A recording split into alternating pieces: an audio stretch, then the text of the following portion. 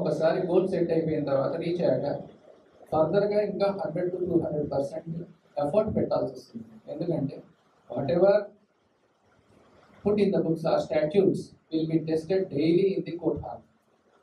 Advocates కూడా మరియు judges యొక్క సమన్వయంతోనే ఒక చారిటీ ఆఫ్ జస్టిస్ అనేది ముందరికి వెళ్తుంది.